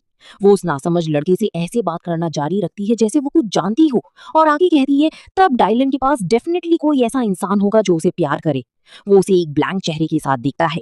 पेनी सिंसियरली मुस्कुराती है लेकिन एक इनोसेंट चेहरा बनाती है क्योंकि उसके गाल लाल हो जाते हैं। बाथरूम की लाइट उसके एक्सप्रेशन को और भी सॉफ्ट बना देती है। आखिरकार लड़की उससे कहती है कि वो फ्यूचर में ऐसा ना रही जैसा वो अभी है। वो इसे इतने एंजेलिक लुक के साथ कहती है जैसे वो बेस्ट कॉम्प्लीमेंट दे रही हो। बेचारी मेड अभी भी नीचे खड़ी पेनी को पुकार रही है। वो उसे फिर पूछती है कि वो पेड़ पर क्या भूल गई है। आखिरकार लड़की उसे इग्नोर करना बंद करने का डिसाइड करती है और माफी मांगते हुए कहती है कि वो जल्द ही नीचे आ जाएगी। जब वो अपना सिर घुमाती है तो डायलन फिर से जोर जोर से हंस रहा होता है, या तो उसकी बातों पर या इस सिचुएशन पर। लड़की अपने गाल फुला लेती है, चिढ़ जाती है और उसका मजाक उड़ाना बंद करने के लिए कहती है। वो लड़का सुबह की धूप में सिंसियरली मुस्कुरा रहा है और अभी भी अपनी फेयर स्किन पर उस चोट वाली जगह को रगड़ रहा है। वो तुरंत लाल हो गई थी और काली पड़ने लगी थी। हवा से उड़े हुए बाल अब सूखे दिख रहे हैं। उन्होंने इस तरह बात करने में काफी समय बिता दिया है। वो माफी मांगता है लेकिन एक्सप्लेन करता है कि इस बार ये सब कहते हुए पेनी बहुत सीरियस लग रही थी। डायलन जेंटली मुस्कुराता है और उसकी आवाज और सिनिस्टर हो जाती है, जैसे उसमें कड़वाहट का कोई हिंट हो। वो कहता है कि उससे पहले किसी ने ऐसे शब्द नहीं कहे थे। उसकी लाल आंखें जो पहले ईविल लगती थीं, अब उदासी से नीचे कहीं देख रही हैं। उसके दिमाग में लोगों की यादें फ्लैश होती हैं जो उसे योर हाइनेस और योर रॉयल हाइनेस कहकर बुलाते थे। प्रिंस कह रहा है, आप इतने वंडरफुल हैं कि आपके बारे में अफवाहें हैं, आपको ये करना ही होगा। मुझे उम्मीद है कि आप अपनी एलिगेंस बनाए रखेंगी। ये सभी शब्द सपोर्ट से भरे हैं, लेकिन असल में वे डायलन को नहीं बल्कि प्रिंस की इमेज को सपोर्ट करते हैं। रॉयल मैजेस्टी की वो इमेज जो बताती है कि उसे कैसा होना चाहिए। उसे इस इमेजिनरी इमेज की पिंजरे में बंद कर देती है। लड़का समझाता है कि उसके पेरेंट्स और आसपास की हर इंसान ने उससे सिर्फ वैसा ही बिहेव करने को कहा जैसा एक रॉयल पर्सन को सूट करता है। वो खुद को बिना किसी इमोशन के एक रेड रॉयल केक में इमेजिन करता है। चेस किंग का गेम पीस उसके सीने में कहीं चमक रहा है, जो उसे एक पुतले मैनिकिन में बदल रहा है। डायलन समझता है कि ये पहली बार था जब उससे अपने दिल की बात सच बताने को कहा गया था। उसे ऐसा लगा जैसे उसके चेहरे से कोई मुखौटा गिर रहा हो।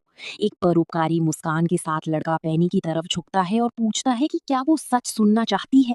लड़की एक सेकंड के लिए सरप्राइज होती है पर मान जाती है। वो एक सीरियस एक्सप्रेशन के साथ कहता है कि उसे वास्तव में किटन्स पसंद नहीं है। पेनी उसे सरप्राइज से देखती है, समझ नहीं पाती कि लड़के के कहने का क्या मतलब है। शायद उसे याद नहीं था कि कैसे उसने पहली मुलाकात में उसे जिद से किटन कहा था। जब तक वो कंटिन्यू रखता है, अपने हाथ को उसके सुनहरे बालों में घुमाता है और कहता है लेकिन। वो उसके बालों की कर्ल्स को छोड़ता है और फिर से अपना हाथ उसकी ठुड्डी के नीचे दबाता है, इंटरेस्ट और टेंडरनेस के साथ लड़की को एग्जामिन करते हुए। हरी पत्तियां उन दोनों के चारों ओर घूमने लगती हैं। वो कहता है कि आखिरकार अगर उसे चुनना ही पड़े। लड़का फ्लर्ट करते हुए रुकता है। वो डेफिनेटली ऐसी प्यारी लड़की के गोल्डन हेयर कलर को ही चुनेगा।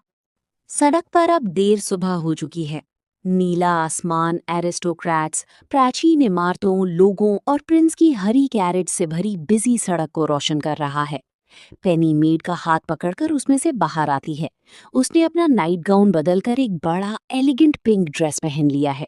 उसके बिखरे हुए बालों को लंबे सुनहरे कर्ल्स में बदल दिया गया है, जो सॉफ्टली उसके कंधों पर गिर रहे हैं, और उसके कान के ऊपर एक छोटा सा फ्लावर प्रिंट दिखाई दे रहा है। प्रिंस कैरेज में ही रहता है। लड़की कहती है कि अगर उसे हेल्प की जरूरत होगी तो वो कुछ दिनों में डायलन को एक लेटर में सारी डिटेल्स लिखकर भेज देगी। वो अच्छे मूड में मुस्कुराता है और कहता है कि वो सब समझ गया। वो अपनी नजर पेनी के बगल में छोटी पोनीटेल वाली नाजुक सी मेड पर डालता है, जो तुरंत उसे देखकर सिर हिलाती है। वो लड़का पूछता है कि क्या ये नॉर्मल है कि वो अपने साथ सिर्फ एक सर्वेंट ले जा रही है। पेनी कहती है कि सब ठीक हो जाएगा, उस मेड को कम मत समझो। अपनी बातों को कंफर्म करने के लिए वो महिला धमकी भरे अंदाज में अपनी उंगलियों के पूरों को चटकाती है, क्रंचेस हर नकल्स। पेनी एक सेटिस्फाइड स्माइल के साथ आगे कहती है कि असल में उसके पास बहुत पावर है। इसे डेमोन्स्ट्रेट करने के लिए मेड नीहा अचानक नीचे की तरफ झपटती है और झुककर फुटपाथ का एक टुकड़ा तोड़ देती है। प्रिंस कांपते हुए अग्री करता है, ये वाकई बहुत बड़ी पावर है। एक जेंटल लुक के साथ डायलन लड़की से इस ट्रिप पर केयरफुल रहने को कहता है। वो उसे एक चीयरफुल विंक देती है। प्रिंस की हरी कैरेज बग्गी धीरे धीरे आगे बढ़ने लगती है। पेनी उसे हाथ हिलाकर बाय कहती है और बुदबुदाती है कि बीती रात की वजह से वो सब कुछ समझ गई है। दोनों अब पहले से कहीं ज्यादा करीब लग रहे हैं। पेनी और उसकी मेड बग्गी को दूर जाती हुई दिखती हैं। एक इनोसेंट मासूम चेहरे वाली लड़की तब तक प्रिंस को अलविदा कहती रहती है जब तक कि घोड़े दूर क्षितिज में गायब नहीं हो जाती। लेकिन जैसे ही बग्घी आंखों से ओझल होती है, पेनी का चेहरा तुरंत बदल जाता है। डिप्रेशन और उदासी उसके नाजुक चेहरे पर साफ दिखने लगती है। वो डेस्परेटली सोचती है कि क्या उसे चुप रहना चाहिए था, पर अच्छा है कि डायलन कम से कम उनकी अग्रीमेंट की शर्तों को लेकर उसके पीछे नहीं पड़ेगा। हालांकि इसकी प्रोबेबिलिटी बहुत कम है, लेकिन रॉयल फैमिली और उसकी माँ की कर्स अभिशाप के बीच किसी कनेक्शन की पॉसिबिलिटी से इनकार नहीं किया जा सकता। लड़की और इन्फॉर्मेशन कलेक्ट करने के लिए डिटरमाइंड है। वो सामने खड़ी एक ऊंची लकड़ी की बिल्डिंग को देखती है। ये एक टैवर्न है। गेम की तरह ही लड़की को किरदारों के आसपास की वो विंडोज याद आती हैं जो उनके बारे में बताती थीं। बारटेंडर उसका काइंडली वेलकम करता है। पेनी सोचती है कि टैवर्न में आना एक बहुत अच्छा आइडिया था, क्योंकि गेम वर्ल्ड में इंफॉर्मेशन कलेक्ट करने के लिए इससे बेस्ट जगह कोई और हो ही नहीं सकती। यहाँ उदाहरण के लिए हिस्ट्री का सबसे यंग नाइट्स का लीडर एक ग्रेट मैजिशियन के साथ ट्रेनिंग कर रहा है, लेकिन हकीकत में बियर की झाग से सने होठों वाला एक शराबी नाइट लंबे हरे बालों वाली एक नाराज जादूगरनी के कान के पास जोर जोर से हंस रहा है और समर्थकों की फौज के साथ उसे जबरदस्ती ड्रिंक खत्म करने के लिए फोर्स कर रहा है। तभी लड़की की नजर एक बार्ड पर पड़ती है जो टावोन की कोनी में छिपकर ड्रिंक कर रहा है और किसी से बात करने में इंटरेस्टेड लग रहा है। उसके सजे धजे कपड़े, सफेद टोपी और लंबे बाल हिंट देते हैं कि वो असल में कोई यंग प्रिंस है। और वहीं पास में एक छोटी लड़की एप्पल पाई चबा रही है जो असल में एक डायन है और 1000 साल से भी ज्यादा समय से जी रही है। पेनी उसके पास से गुजरती है तो वो छोटी डायन उसकी तरफ एक इंटरेस्टेड लुक देती है। टेबल पर उसकी चारों ओर एक सफेद बिल्ली घूम रही है और पाई के टुकड़े की डिमांड कर रही है। लड़की जानबूझकर अपनी नजरें हटा लेती है और मन ही मन कहती है कि वो खाती रहे, आज वो उसे ढूंढने नहीं आई है। लड़की टैवर्न के बीच में कहीं रुक जाती है। चारों तरफ बहुत शोर है और कहीं कोई लड़ाई चल रही है। मेड उस डायरेक्शन में इंटरेस्ट के साथ देखती है, जबकि पेनी सोचती है कि भले ही गेम वर्ल्ड में ये जगह टैलेंटेड लोगों से भरी है, पर यहाँ ट्रबल यानी मुसीबत भी कम नहीं है। शॉर्ट में कहीं तो यहाँ आप बड़ी मुसीबत में फंस सकते हैं। जैसे उसके सोचने की देर थी, एक आदमी की तेज चीख से उसके थॉट्स टूट जाते हैं। वो आदमी टैवर्न की एक एम्प्लॉय को उसके कपड़ों के कॉलर से पकड़ लेता है और अग्रेसिवली कहता है कि उसे वाइन चाहिए और उसे बैरी बुलाता है। पर्पल बालों वाली एक लड़की अपने हाथों को आगे रखकर खुद को डिफेंड करने की कोशिश करती है और एक्सप्लेन करती है कि उसने अभी तक पैसे नहीं दिए हैं। वो आदमी उसे बीच में ही रोकता है, पर वो चिल्लाती है कि यहाँ बहुत शोर है। वो आदमी गंदे कपड़ों में बेहद गरीब लग रहा है। उसकी आंखों के नीचे काले घेरे हैं और मुंह पर छोटी सी मूछें हैं। वो लड़की पर फिर से चिल्लाता है और पूछता है कि क्या वो उसे नीचा दिखा रही है। आखिरकार वो अपनी मुट्ठी खोलता है और लड़की को धक्का दे देता है, जिससे वो फर्श पर गिर जाती है और दर्द से चीख उठती है। वो लड़की डर कर दुबक जाती है, अपना हाथ अपने सीने पर रखती है। उसकी आंखों में आंसू भर आते हैं और वो जल्दबाजी में कहती है कि उसका ये मतलब नहीं था और वो उस आदमी की बात से अग्री करती है। पेनी सरप्राइज्ड है। ये तो वही लड़की है जो उस दिन टेंपल में मिली थी। वो फिर से अजनबियों की भीड़ में क्यों शामिल हो गई? उसने बदलने की कोशिश भी नहीं की। लेकिन इस बार पेनी का उसके सामने आना समझ नहीं आता, क्योंकि भीड़ बहुत ज्यादा है। चलो अच्छा है, लड़की सोचती है, एक मुसीबत कम हुई। वो उनकी तरफ एक सैड लुक देती है और मन ही मन उसे कैनन फॉडर यानी तोप का चारा कहते हुए अलविदा कहती है। उसके साथ ही टैवर्न की दूसरी छोर से वो ग्रेट मेज यानी हरे बालों वाली लड़की और बियर पीने वाला नाइट भी उस आदमी को घूर रहे होते हैं। हालांकि अनएक्सपेक्टेडली वो लड़की पेनी को मिसेस ग्लैडस्टोन कहकर पुकारती है। पेनी सरप्राइज से उसकी तरफ मुड़ती है। वो पर्पल बालों वाली लड़की तुरंत उठती है और चमकती आंखों के साथ उसकी तरफ दौड़ती है। वो पेनी के हाथ पकड़ लेती है और उन्हें अपने करीब खींचती है। वो लड़की शॉक में पूछती है कि यहाँ क्या चल रहा है। वो लड़की प्यार से अपना हाथ पेनी के चेहरे पर रखती है और एनर्जी के साथ बुदबुदाती है कि जब भी वो किसी खतरे में होती है, पेनी हमेशा उसके बगल में आ जाती है। वो ऊंचे स्वर में सोचती है कि क्या लड़की कोई एंजल है या शायद कोई गॉडेस। पेनी चिढ़कर कहती है कि उसके सवालों को इग्नोर ना करे। वो शर्मिंदा है और अनसर्टनली अपनी भौहें सिकोड़कर पूछती है कि क्या वो बहुत बिजी है, क्योंकि ऐसा लग रहा है कि वो उसे डिस्ट्रैक्ट कर रही है। जवाब में वो लड़की मना करते हुए चिल्लाती है कि ऐसा बिल्कुल नहीं है और उसे एक मोमेंट वेट करने के लिए कहती है जब तक वो अपनी प्रॉब्लम सॉल्व ना कर ले।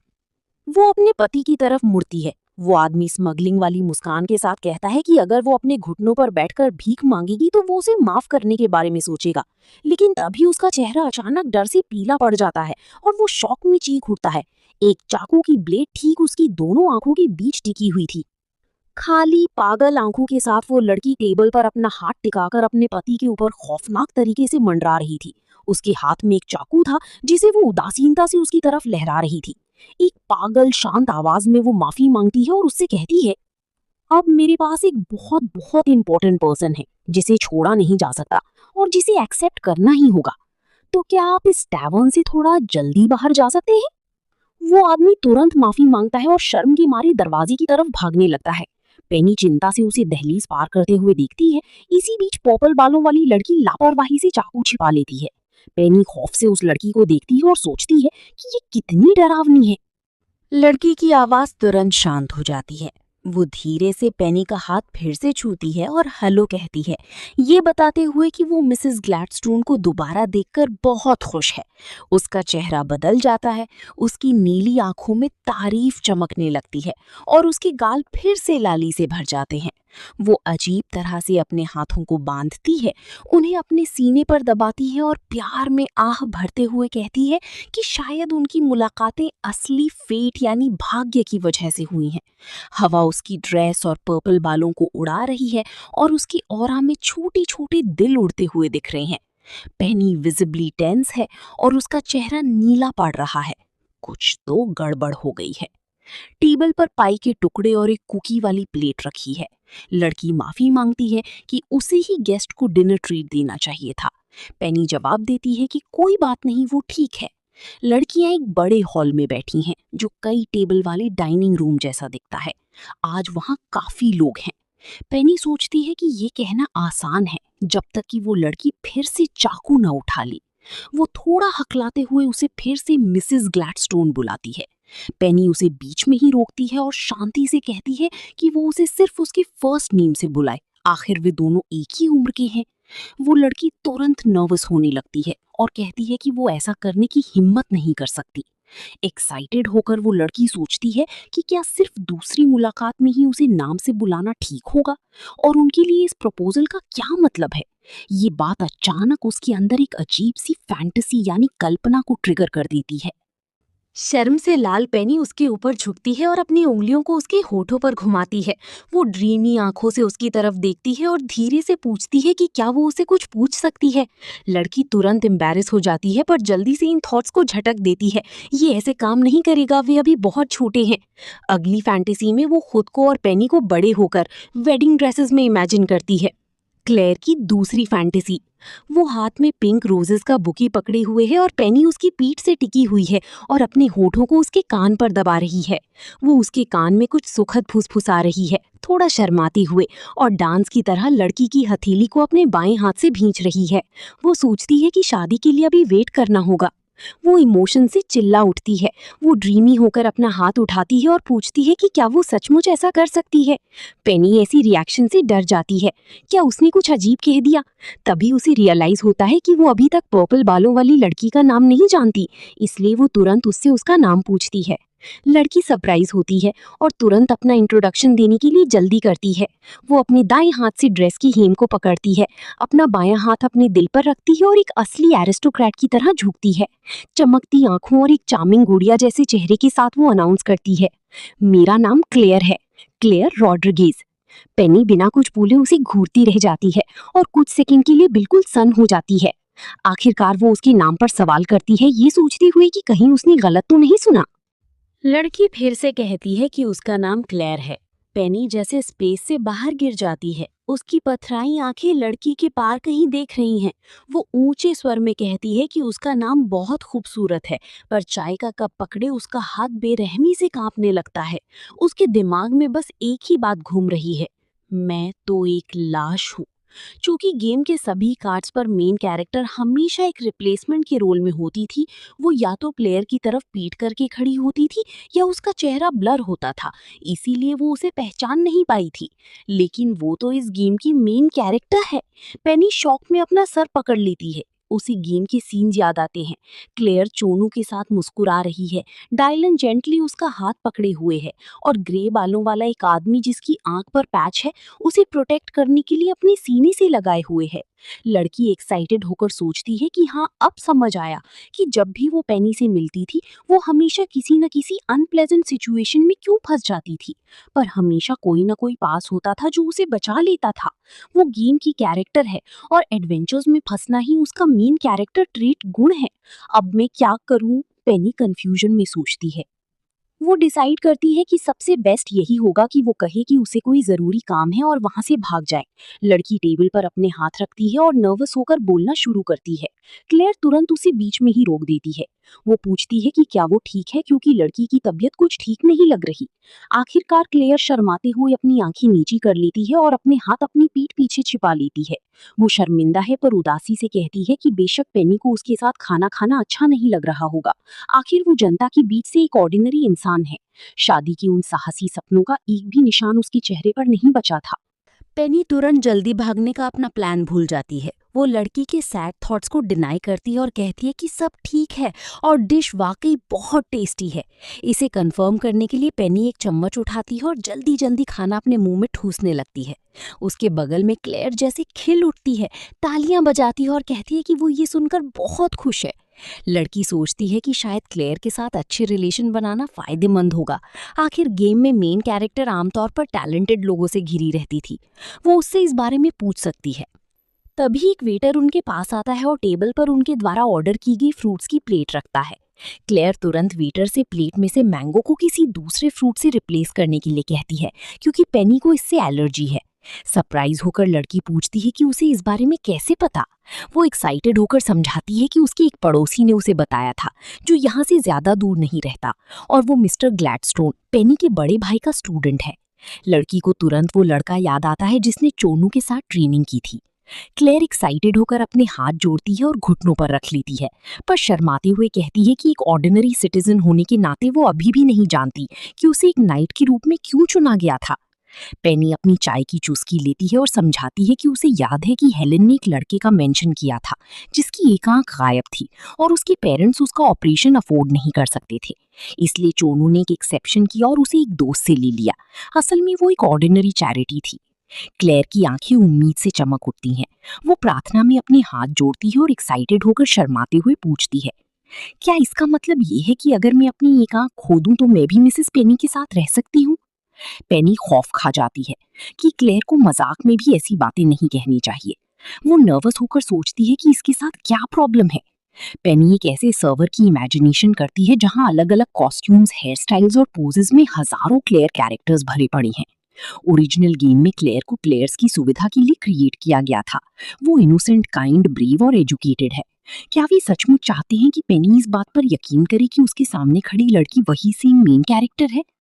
जैसे उसकी सोचने की देर थी, क्लेयर की तेज नजर टेबल पर एक कॉकरोच को नोटिस करती है। वो पेनी पर चिल्लाती है कि केयरफुल रहे और उसकी तरफ एक चाकू फेंकती है। चाकू की ब्लेड उसे साफ 2 टुकड़ों में काट देती है और एक थड़ की आवाज के साथ लकड़ी के टेबल में धंस जाती है, जिससे पेनी डर के मारे कांप उठती है। वो शौक में उस धंसे हुए ब्लेड को देखती है और सोचती है, चाहे जो भी हो, इसकी पर्सनैलिटी ओरिजिनल वाली से बिल्कुल अलग है। उस ऑकवर्ड साइलेंस को भरने और ध्यान भटकाने के लिए पेनी पूछती है कि क्लेयर अचानक उसकी पार्टनर क्यों बनना चाहती है। वो लड़की चाकू के साथ सरप्राइज में जम जाती है और अपने दिमाग में ऑप्शंस टटोलने लगती है। वो ऐसे सवाल के लिए तैयार नहीं थी। क्लेयर कहना चाहती है कि ऐसा इसलिए है क्योंकि वो हर दिन पेनी से सीखना चाहती है, लेकिन ये एक बेवकूफ़ी भरा जवाब लगता है। आखिरकार वो कहती है कि वो बस पढ़ना और लिखना सीखना चाहती है। पेनी उसे अपसेट होकर देखती है और उसे बीती रात डायलन को दिया अपना मोनोलॉग याद आता है। उसने तब कहा था कि जहां आम लोगों के बच्चे बिना थके काम करते हैं, वहीं अमीर एरिस्टोक्रेटिक परिवारों में पैदा हुए बच्चे बिना कुछ किए भी लग्जरी और स्टेबिलिटी में जी सकते हैं। क्लेयर बहाने बनाने लगती है कि ये सुनने में अजीब लगता है, पर तभी अचानक पेनी उसका हाथ उठाकर उसके गाल पर ले जाती है और अपनी उंगलियों को जेंटली घुमाती है, बिल्कुल वैसे ही जैसे क्लेयर की फैंटेसी में हुआ था। पेनी सिंपैथेटिकली अपनी नजरें सॉफ्ट करती है और उसे देखकर जेंटली मुस्कुराती है। वो एक हाथ से टेबल पर झुकती है और लड़की के चेहरे को छूने के लिए करीब आती है। आखिरकार वो उसे ग्लैडस्टोन फैमिली के पैलेस में आने का काइंडली ऑफर देती है और कहती है कि पेनी उसके साथ स्टडी करेगी और उसे सपोर्ट करेगी। मेड पेनी से पूछती है कि क्या वो अपने डिसीजन को लेकर श्योर है, क्योंकि मिस्टर चौनू बहुत गुस्सा होंगे। लड़की कांप उठती है। वे दोनों दिखती हैं कि क्लेयर नाइट्स की लीडर और ग्रेट मेड से बात कर रही है, प्रोबेबली उन्हें अलविदा कह रही है। पेनी गिल्टी फील करते हुए हंसती है और जवाब देती है कि वो जानती है कि वो ऐसा नहीं कर सकती, लेकिन क्लेयर अभी सिर्फ एक बच्ची है और अगर वो स्कूल नहीं जाएगी तो उसके पास सिर्फ एक ही ऑप्शन बचेगा, टैवर्न में शराब बेचना और किसी तरह रोजी रोटी कमाने के लिए शराबी पुरुषों की धमकियां सुनना। पेनी समझाती है कि वो इसे किसी भी तरह इग्नोर नहीं कर सकती। एक हैप्पी चेहरे के साथ क्लेयर पेनी के पास वापस आती है। प्रॉबेबली पैलेस में उसके साथ स्टडी करने के आइडिया से बेहद एक्साइटेड है। वो अपने हाथों में एक पेन और नोट्स की एक शीट पकड़े हुए है और एक मोमेंट में उन्हें लड़की को सौंपते हुए कहती है कि वो बस इतना ही कर सकती है। क्लेयर पूछती है कि क्या वो पेनी का कर्ज तोड़ने में हेल्प करने के लिए किसी सुपर पावर वाले इंसान को ढूंढना चाहती है। पेनी एक फ्रस्ट्रेटेड आह भरती है और एक मोमेंट के लिए शांत हो जाती है। वो ध्यान से उस शीट को देखती है और क्लेयर से पूछती है कि क्या कोई ऐसा इंसान है जो ऐसे कर्ज को हटा सके जिसे खुद डिवाइन पावर भी ठीक नहीं कर सकती। क्लेयर अपनी उंगलियों से पेन घुमाती है पर ऑनेस्टली कहती है कि उसे कोई आइडिया नहीं है। आखिर भगवान जो ब्लेसिंग देते हैं वो एक ऐसी पावर है जो पहले से ही किसी भी दूसरे मैजिक से बहुत स्ट्रॉन्गर है, और अगर कोई ऐसा है जिसकी पावर डिवाइन से भी ज्यादा है तो इस बारे में सोचना होगा। पेनी के दिमाग में एक ऐसे इंसान की इमेज आती है जो येलो ब्लेस्ड लाइट से रोशन है, जो सिंबल्स में फॉर्म हो रही है। क्या खुद गॉड का तब कोई वजूद है? एक आदमी की इमेज आती है जो अपने हाथ से एक ग्लास को तोड़ रहा है। पेनी शॉक में जम जाती है, जैसे उसे किसी चीज ने डंक मार दिया हो। वो अपनी मुट्ठियां भींच लेती है जिससे उसके हाथों में मौजूद पेपर क्रम्पल से उड़ जाता है। एक अचानक रियलाइजेशन उस पर हावी हो जाता है। लड़की चीखती है और मेड को ऑर्डर देती है कि जितनी जल्दी हो सके एक पेन और पेपर लेकर आए। सर्वेंट एक्साइटेड होकर पूछती है कि क्या वो ठीक है, और बैकग्राउंड में कहीं क्लेयर चीखती है कि वो पैलेस में स्टडी करना चाहती है। इसी बीच प्रिंस डायलन के पास कुछ रॉयल बिजनेस है। वो एक नीले रंग के एलिगेंट सोफे पर बैठा है। एक एडवाइजर उसके बगल में खड़ा है और सामने एक मैच्योर आदमी पोलाइटली एक्सप्लेन कर रहा है कि उसने सुना है कि एम्पायर में एक कीमती पत्थर है जो पानी को प्योरीफाई कर सकता है, जिसे हार्ट ऑफ अरेस्ट कहा जाता है। वो मुस्कुराता है और अपने हाथ जोड़कर कहता है कि उसने इस क्राइसिस में एम्पायर से हेल्प मांगने का डिसीजन लिया है। बस 1 महीने का वेट करें और प्रॉब्लम सॉल्व हो जाएंगी। आखिर एक नेबरिंग स्टेट होने के नाते इसे कम होना ही चाहिए। प्रिंस उसे एक फर्म लुक के साथ देखता है और सोचता है कि अर्नेस्ट हार्ट वाकई एक बहुत कम्पी पत्थर है, बिल्कुल वैसे ही जैसे वो आदमी कह रहा है। लेकिन ठीक 1 महीने में कई तरह के एक्सीडेंट्स की एक सीरीज होगी जिसे स्पॉइल करना इम्पॉसिबल होगा। एक रेड रोब में जो उसकी ब्लड डार्क आंखों को और उभार रहा था, डायलन और ज्यादा एक स्ट्रिक्ट एम्परर की तरह दिखने लगता है। लेकिन दूसरी तरफ वो सोचता है कि अगर उस आदमी को पैलेस में एक्सेप्ट नहीं किया गया तो सभी पार्टीज द्वारा उसकी निंदा की जाएगी। हालांकि इससे भी ज्यादा इंपॉर्टेंट ये है कि उस लड़की का इंस्टिंक्ट चीख रहा है, उसे ये बिल्कुल पसंद नहीं आ रहा। डायलन एक फेक स्माइल के साथ अपने होठों के कोनों को ऊपर उठाना शुरू करता है, पर अचानक वो अपनी आंखें पूरी खोल देता है। पेनी उसकी थॉट्स में कट करती है, जो हॉटली कहती है कि प्रिंस लगता है एक भयानक माहौल में बड़ा हुआ है। वो इमोशंस को एक्सप्रेस करना बिल्कुल नहीं जानता। उसके दिमाग में एक प्लान आता है। वो आदमी उसे पुकारता है और उसे उसकी थॉट से बाहर निकालता है। सोच समझकर डायलन एक रॉयल पोज लेता है। वो एक पैर दूसरे पैर के ऊपर रखता है और बोरियत से अपने हाथ से अपनी ठुड्डी को संभालता है, जैसे अपनी अथॉरिटी डेमोन्स्ट्रेट कर रहा हो। आखिरकार वो पत्थर उधार देने के लिए अग्री हो जाता है। सामने खड़ा आदमी पहले से ही सैटिस्फैक्शन के साथ चिल्लाने वाला होता है कि तभी प्रिंस आगे जोड़ता है, लेकिन सिर्फ इस शर्त पर कि इसके बदले में सीक्रेट स्वॉर्ड, पवित्र तलवार मेरे पास रखी जाएगी। वो आदमी इस ऑफर से ऐसे पीछे हट जाता है जैसे उसे करंट लगा हो। वो लगभग चीखते हुए एक्सप्लेन करने की कोशिश करता है कि ऐसी डील इम्पॉसिबल है, क्योंकि सीक्रेट स्वॉर्ड उनकी देश की एक धरोहर है, रेलिक है। इसे मर्जी से ऐसे ही किसी को नहीं दिया जा सकता। डायलन अपनी भौहें से कोड़ता है और उस आदमी को घूरता है। वो कहता है कि जब तक अग्रीमेंट के अकॉर्डिंग स्वॉर्ड उसके पास है तब तक कोई नुकसान नहीं होगा, पर कुछ गलत भी हो सकता है। प्रिंस स्केप्टिकली पूछता है कि क्या वो आदमी एक्सीडेंट्स को प्रिडिक्ट कर सकता है। जवाब में वो आदमी उसे शौक और डर से देखता है। उसने उस यूजुअल सॉफ्ट स्माइल की बजाय सिचुएशन की इतनी गहरी सॉलिड एनालिसिस की उम्मीद बिल्कुल नहीं की थी। आखिरकार वो आदमी बड़ा दरवाजा जोर से बंद करते हुए कमरे से तेजी से बाहर निकल जाता है। वो बुदबुदाती आवाज में कहता है कि वो प्रिंस की ओपिनियन से हिज मैजेस्टी को इन्फॉर्म करेगा और उम्मीद करता है कि प्रिंस को इस सब पर पछतावा नहीं होगा। पास ही खड़ा एक काउंसलर जिसकी लंबी काले बाल हैं और जिसने मोनोकिल, एक आंख का चश्मा पहन रखा है, शांति से अपने हाथ पीछे बांधकर इस सीन को देख रहा होता है। आखिरकार वो डायलन के पास वापस आता है और पूछता है कि क्या उसे कुछ हुआ है। उसके डिप्लोमेटिक डिसीजंस पहली वाली डिसीजन से बहुत अलग हैं।